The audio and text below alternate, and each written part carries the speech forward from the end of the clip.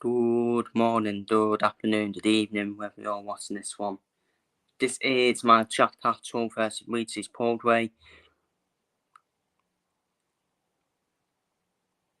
full card preview and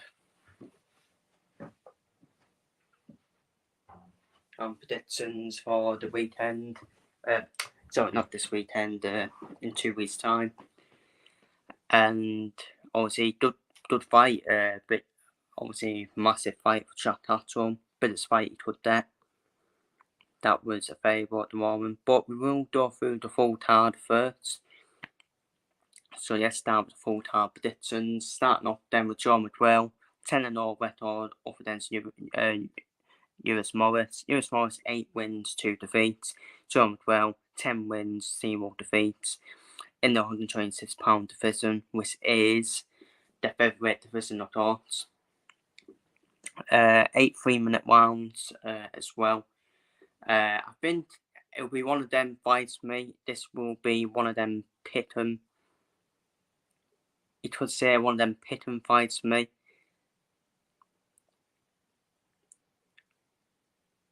That's what I think it will be between the two of them, and it'll be one of them pit 'em fights. I think Sean McWell will probably dominate the fight for me. After seeing the both of them. I think it does the points. I think Sean McWell will outboss Lewis Morris and get a points decision win. Up next, on to the rematch, of course. Jimmy Fien, 14 wins, 2 defeats, 2 draws, and the only fighter to put a lot on Campbell Hatton's record, of course. Campbell Hatton, who is Ricky Hatton's son. Campbell Hatton, 14 wins and that 1 defeat, of course, which was to Jimmy Fien in the first fight.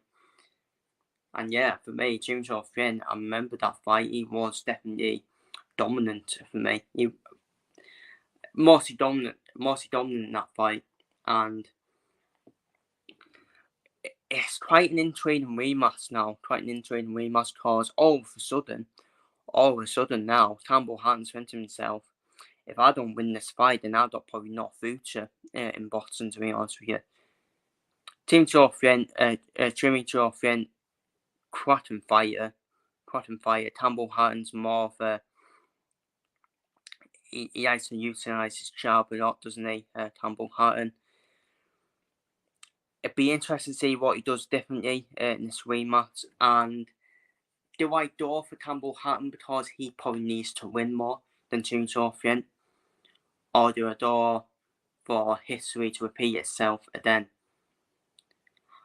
I mean, that's what it's like in boxing. Or I mean, there's always that one opponent that's just that one opponent for me where, you know what, this opponent doesn't suit you at all, and and he's fitted you out. But it's one of them. If Campbell Hatton's made of anything, it's definitely going to be a pick and fight between the two of them. If Campbell Hatton's any dud, then you'd expect him to win this fight. But again, it's one of them. Just because their fathers have been in boxing does not mean their respective sons are actually that dud. Conor Benn is not even area level yet. Conor Benn. I don't know why Conor Benn thinks he can get a massive fight when he's not even area level for me. Chris Eubank Jr., who plays hide and seek with himself, telling us that he's going to fight for world titles, but more bothered about talking about the hotels and the houses he lives in. And you've got Campbell Hatton. Obviously, he's not going to be as good as his father, Ricky Hatton. We all know that. And there's still question marks about Campbell Hatton, especially now after his first defeat as well. And that's what happened. When Campbell Hatton stepped up, he got beat. Simple as that. Campbell Hatton's previous opponents were atrocious. Were atrocious for me. Then he stepped up against James Fien and he got beat. It's quite a hard one to predict, though. Obviously, people will have that heart, and will have that in their hearts. We'll say Campbell Hatton. I just don't know what Campbell Hatton can do differently. If he can win the rematch, Campbell Hatton, fair pretty fair to him, and he's back on track. He's definitely back on track again. Because one defeat, let's be real now, one defeat does not make a fighter in boxing. Let's be real. You can still come again after one defeat. But it feels like Campbell Hatton does need to win the rematch. I just don't know who to go for, though. Do I go for Ching Cho Fien? Or do I go for the reason that Campbell Hatton will have lost the fight back and made improvements?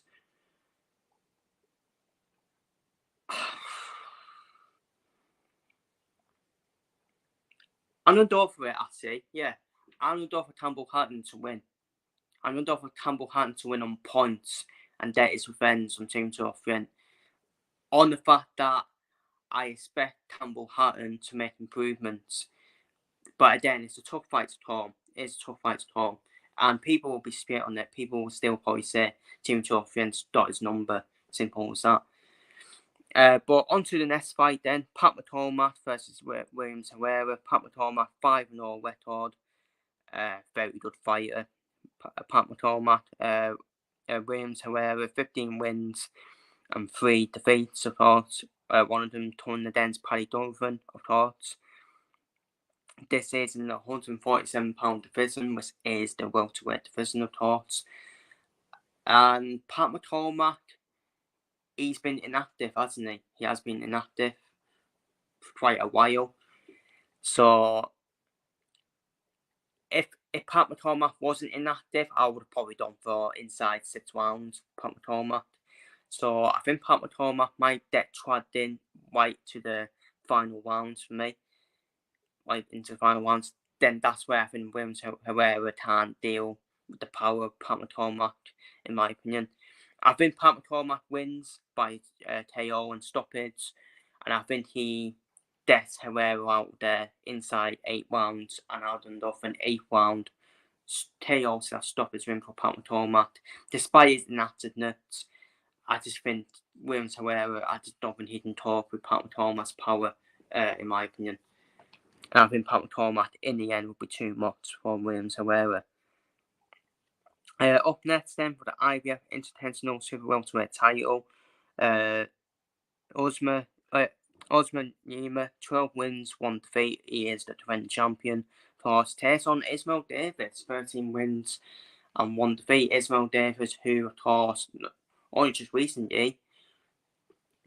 This is a quick turnaround for Davis, isn't it? Quite a quick turnaround. Obviously came in as a last minute opponent. I don't know if this fight is going ahead though. I say now I thought that because of Davis fighting Josh Taylor and using out Josh Taylor obviously at Wembley on the 21st September card. So if anyone can let me know if that fight's still going ahead, Davis versus Yima, or has it been rescheduled? If it's been rescheduled, I'll still do the prediction anyways while I was here.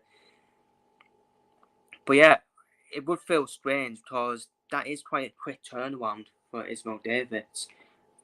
26th of October, 21st September. Yeah, he was the last minute opponent, I will say that though. He was the last minute opponent, so, and he was preparing for this Yima fight, so maybe it might not be an issue.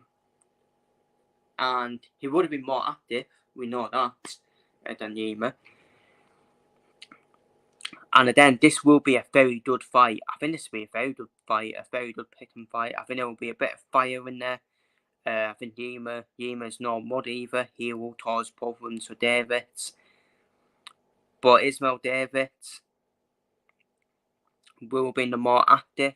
But with that space of time, how would that affect Davis in this fight? It's going to be a true picking fight between the two of them. There's going to be a lot of inside work going on from Ismail Davis. That's where he's probably best in this inside work. While Yima has to use his movement, back foot, utilise his jab as well, and does have a good hook as well, Yima. So it's a good fight. Good style matchups as well. I'm done a door for Ismail Davis shots on points. I'm done for Ismail Davis to win shots on points since Yima. But I think that is a cracking fight. I think it's a great fight to have on this card, in my opinion. And Davis in the 8 rounds and Shots Hey, actually impressed, didn't he? He did impress in the 8 rounds. He's probably turned up 2 yet, Ismail Davis. On to the tour main event. And this is the fight I've been calling for months. It's finally been made. Luis Pilotti versus Michael Gomez Jr. If you want to talk about an absolute barnstormer, that is one. Luis Pilotti and Michael Gomez Jr. For the British and Commonwealth Super Featherweight titles. Luis Pilotti, 19 wins, 5 defeats. Luis Pilotti, of course, the defending champion. Up against Michael Gomez Jr., 21 wins and 1 defeat. This is an absolute barnstormer. Done being an absolute barnstormer and cracking fight as well. It's done being an absolute cracker of a fight. Luis Pilotti, I reckon Luis Pilotti will start quick early. He will start quite quickly, Luis Pilotti, in this fight. Rather than Michael Gomez Jr., his joy will come in the second half of the fight. And Luis Pilotti, he's chaotic, isn't he? Quite chaotic the way he fights. Luis Pilotti, always coming forward. I think it's going to be a fire fight between the two of them. But it's Michael Gomez Jr.'s probably Michael Gomez Jr.'s probably one up there with his toughest test and experienced Luis Pilotti.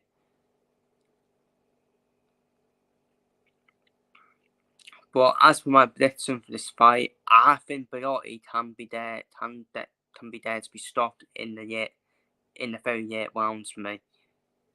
I think Luis Pilotti will tire out in the final 3 rounds. Then I think that's where Michael Gomez Jr. I would expect him to take advantage. I think it's gonna be an unbelievable. I think it's gonna be a cracking fight. As long as I say that, I think Luis Pilotti will have Troy in the first half of the fight. Then I think Michael Gomez Jr. will throw into it in the second half of the fight, and I think Michael Gomez Jr. will get a 10th round.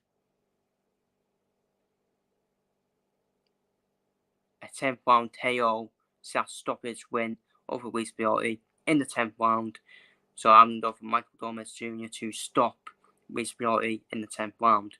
But great fight, as long as it lasts. And finally, on to the main event. Jack Catterall, 29 wins, 1 defeat. That 1 defeat shouldn't even be a defeat, we all know that. 140 pound division, super lightweight divisional toss, 12 3-minute rounds. He takes on probably his biggest fight yet against Regis Prograis. He's got 29 wins, 2 defeats.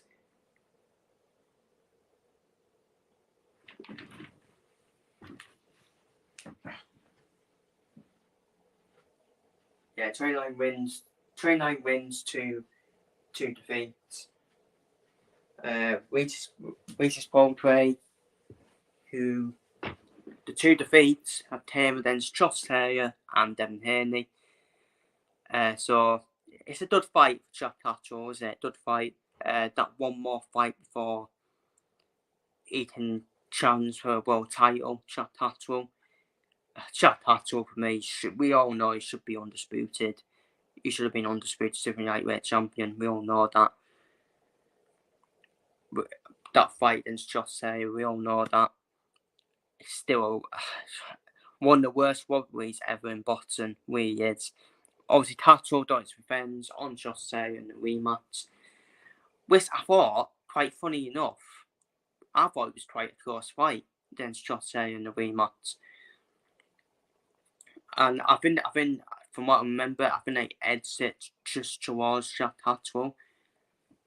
So I thought the rematch was actually better than the first fight.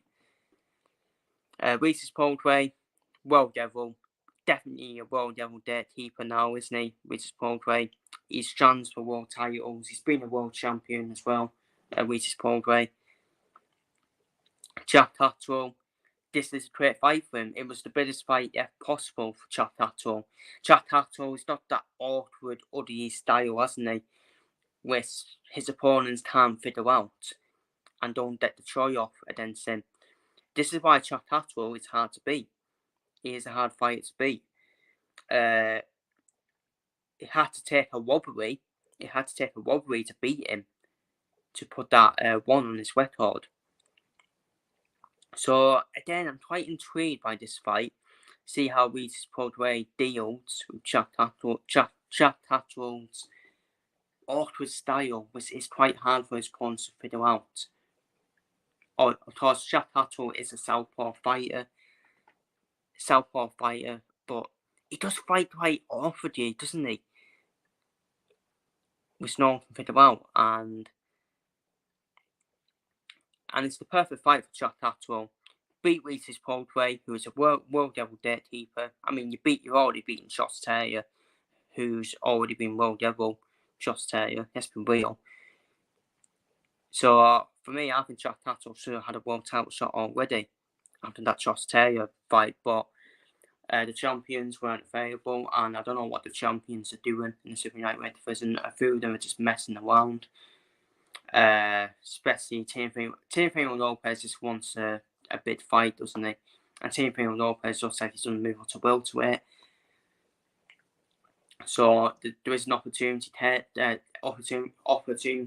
for Catterall to probably win a vacant title after this fight. I think Regis Prograis, it's no mud though. I think he will definitely cause Catterall some sort of problems, but I just think Catterall's style will win him this fight again. And I just think Regis Prograis is now world gatekeeper. It's in Manchester as well.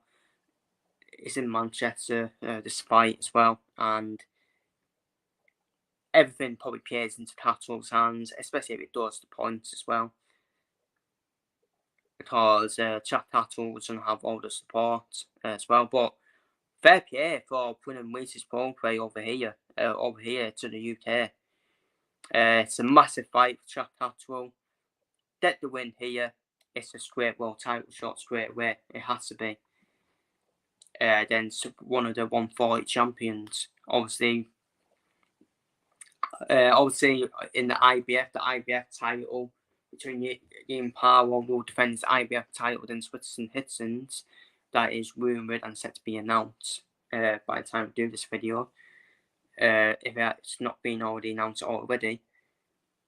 So maybe Catterall's waiting for the winner of that fight. And that makes sense because I can probably see it being the winner of Powell Hitsons for the IBF title because Eddie Hearn works with all three of them. Well, he works with Catterall and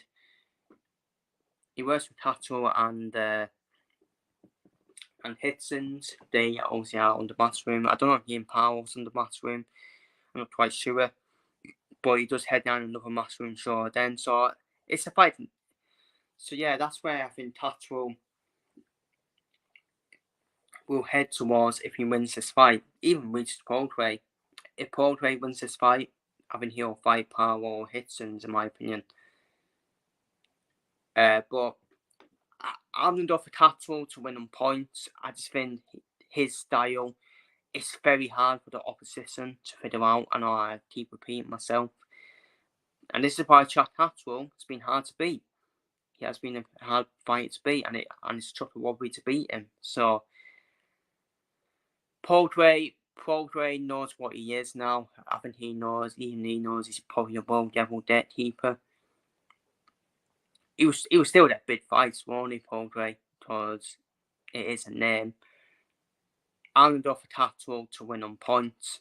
I think his style is just too awkward for Regis Prograis to deal with, which is why I'm quite intrigued to see how Prograis deals with Catterall's awkward style.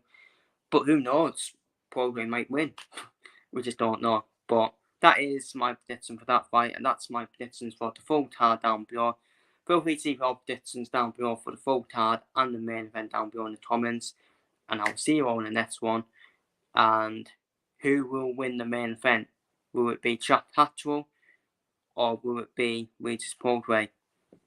Take care, stay safe, and see you all later.